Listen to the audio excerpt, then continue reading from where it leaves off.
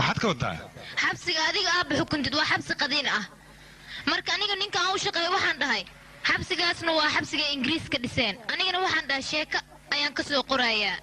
runtii gabadhayda howlkar ayaa tahay aabbo goormee shaqada ii geynaysaa hadda laakiin adiga maantay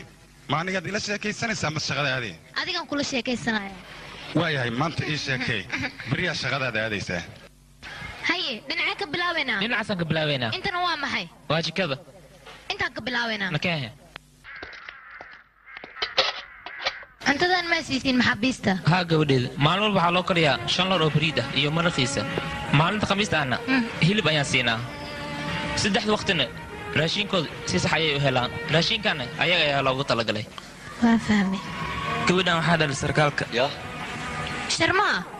dabkan maxaa lagu sameeyaa dabkan rootigooda loogu dubaa habeenkii cashaan loo siiyaa